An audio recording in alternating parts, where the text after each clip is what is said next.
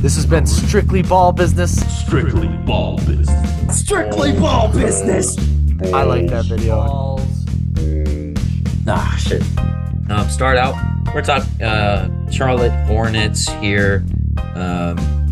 Formerly known as New Orleans Hornets. Were they though? I don't know. Before it was the Charlotte Hornets. That was the Bobcats. Then they had the Hornets and New Orleans. This is very confusing to me. But now we have the new age Charlotte Hornets with LaMelo Ball. The poster child for Gen Z basketball, and Miles Bridges just beat the hell out of his girlfriend. So hopefully he's not playing this year. So what is it that they're gonna be able to do this year? And did they also hire back Steve Clifford? Yeah, they did. He coached there last year. Is this his second or first year? This is his first year. So that's a whole thing too. People are forgetting about that crap. Yeah, I actually don't think it's the worst thing in the world. I think Steve Clifford's a good coach, good defensive coach. The team they needed defensive help. Also, he's really good at developing point guards, as we saw what he did with Kemba Walker. Great for LaMelo Ball, bad for anybody else, because if they're not good, he's not going to play them. Yeah, they fired the guy just 4 years ago, and then MJ's just too lazy to go through a new coaching search because he's like, oh man, this young guy from San Antonio, everybody said was going to be a great coach, actually sucked. I'm gonna go back with Steve Clifford. At least we had some good times at the golf course. he's like, at least we hung out a lot. No, it's actually bad timing because Steve, I don't like Steve Clifford's a win now defensive type player. If you already have offensive stars, like the Wizards could have used him. I think he would have been a great fit for the Wizards because he can build a defense out of that Orlando Magic team had no, you think about anybody on that roster and now except for Aaron Gordon, but you're like, none of them played defense. Alfred Payton, Fournier. Isaac was there. Isaac played no games with Steve Clifford, but he used to turn them into a top 10 offense, and I think that'd be cool. That's what the Hornets need. However, it's horrible timing because Miles Bridges really, really fucked the Hornets. And what do you do now? Because as a team, you have Gordon Hayward, you have Rozier, but now you lost your second star, and now so you still have LaMelo, but now you have all these young guys. You got James Bouknight, PJ Washington, Kai Jones. Do you develop any of them, or do you go out and get somebody that can help you win now? Yeah, the Miles Bridges thing pretty much is just a huge black hole on their roster right now because, that was a guy that they were planning to build their team around with him and LaMelo. Those were the guys. And then you have this come out with him, and now it's man, that kind of sets us back maybe a year, maybe even two in the rebuild process because now we don't even have that second guy. Now they have to figure out how the heck to get a second bona fide scorer. And sure, they have some other decent players on this team, but they really are going to have to find someone new that isn't on the team. Yeah, that's what you have to do. Or I think they're going to lean on a lot of these young stars, like James Bouknight. I think he's going to get a lot of time. Kai Jones as a power forward, these guys who can come out and PJ Washington, and it's tough. And you also Harrell. They didn't end up re-signing him because of what Harrell went through this past season. Granted, Harrell got signed already by the 76ers, but you have to think that played effect. They had two guys that just kind of fucked up this offseason. What do you with Harrell, he was just carrying weed. You're an NBA player. Not really the same as beating the shit out of your girlfriend. Not the same, but he still had to deal with some stuff. So it's obviously not ideal. But it wasn't going to stop people from signing him. I don't think that was going to impact things. I think Trez just tends to be a guy that wears out his welcome with teams. I think he's a great energy guy. I think he does some things well, but let's be real. He's been on 1-year contracts for a couple of years now, and I think he just maybe has a strong personality that not all teams are loving, and maybe he just needs to cool it back sometimes. Yeah, also, yeah, it's a little tough. He was with the Wizards, Lakers, Wizards, Hornets recently, but that was once he left the Clippers. Lakers, I mean, didn't have the money to pay him, bring him back. Wizards, they had an abundance of centers that they just didn't know what to do with. Hornets, I don't know why they wouldn't have signed him back. I mean, they don't have a center.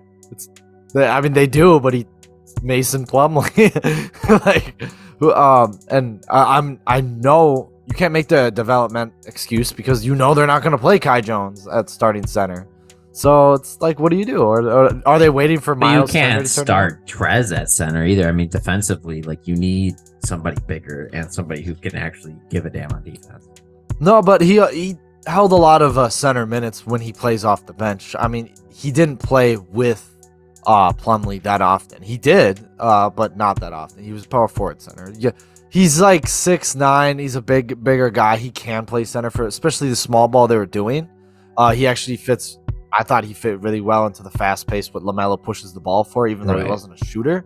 He's faster than a lot of centers, especially Mason Plumlee, who's a slower center. But if Kai Jones can't handle being the backup center at this point, in the second season, then that's a big disappointment for the team. So I think it makes sense to open things up for him, to have him and Plumlee be your centers, and then hopefully Kai Jones shines out a bit, and later in the season he takes the starting job. I think that's probably what they're gunning for. Maybe. I mean, we'll see what happens. That's probably the case. It's just hard to see. They've never really given a shit about developing anyone besides like Kemba Walker, Miles Bridges, and LaMelo Ball. That's the only guys I've really like noticed, even during like the midway days when they had Kemba Walker. It was just kind of just them. They went out and got Batum. That was their big signing, remember? And Jeremy Lamb for a few years. There's not many other people that they had that really like matter. They're just not good at developing. You could make an argument LaMelo came like this. Yeah, I mean, you can make an argument they don't know how to pick the right guys and develop them for sure. And I mean, they had the second overall pick in the Anthony Davis draft, and they got whoever one considered to be the consensus number 2, his teammate Michael Kidd-Gilchrist, who did not have a good jumper and needed development there. And they obviously didn't do a good job at making sure that those skills were enhanced. Yeah, already out of the league. Yeah, a little over 10 years or whatever, maybe close to 10 years. Probably. He had a decent like 6-7 year career, but it was the story of, for the most part, injuries and not figuring it out completely. And he had some decent years of defense, but I mean, overall, he's going to be forgotten about. No, yeah, for sure. But so I really liked the guy James Bouknight when he got drafted too, and I just kind of like not by the Hornets. I just don't think they're able to develop him like they're supposed to. Well, I mean, he had 27% from 3 coming out of college, so like, first of all, I didn't love that, but like, if you were drafting him and you thought he had the potential to be a good shooter, I mean, you had to figure out ways to get him confident, because clearly he's coming off a year where maybe he's not the most confident. And like some more misses from 3, maybe he's going to get him deeper in that hole. And you need to have the right trainers, the right staff to help keep a guy afloat. Yeah, I mean, fair, but like, just because they didn't shoot well from 3 doesn't mean they're not going to make it. I mean, there's De'Aaron Fox and Dennis Smith Jr., 2 totally different type of guys. Neither one could shoot. Neither one still can shoot. 2 have very different roles in this league. Sure, but one of the greatest things that they were saying about Bouknight was his shooting potential. And they were like, but he just had a down year. It was more as shot. They were trying to pass it as like a down year for his shooting. Yeah, well, I mean, it was more of his shot creation than his actual shooting from 3. I mean, he had decent mid range. It was just a lot of like he could turn something out of nothing is what the biggest part. He was just kind of like an offensive ready player, not necessarily the best pure shooter, as they would say. But right. I mean, he didn't do shit last year, so we'll see if he does anything this year. Didn't have that many minutes either, but yeah, he didn't make a little. Still, I'm not saying it's not a. Think that'll change under Clifford? No, Clifford doesn't like playing people that he doesn't think are good anyway. So, like, even if he knows they can develop, he didn't like playing Jonathan Isaac. So then, realistically, what's going to happen to James Bouknight after 2 years of barely playing NBA basketball? Same exact thing that happens to Malik Monk. So he's going to end up probably being a bust, right? Oh yeah, I mean, I wouldn't say Malik, but I don't find people a bust if they can fit a role in this league. Monk has fit into that role of being a shooter, different role than I think Book Knight will turn into. I think he'll be more of like an Austin Rivers type. Just kind of does just a good offensive piece. Yeah, me personally, I wouldn't be trying to draft an Austin Rivers career in the top 10 of the NBA draft. I don't think anybody tries to draft an Austin Rivers. I mean, when you're so deep, I mean, how many people actually make it each draft, you know? If you're like the 20th pick, Austin Rivers is looking pretty nice. Maybe obviously not the Austin Rivers of today. Absolutely. But James Bouknight was taken like 7th overall. Yeah, we'll see. So, higher expectations. But let's move on. Let's go to a new team.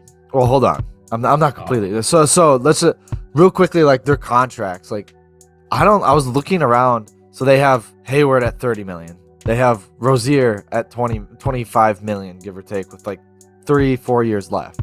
You know. Then they have Mason Plumlee. Like they have all these big contracts. Clearly, they have to develop at this point. Like you're not going to turn this into a winning season.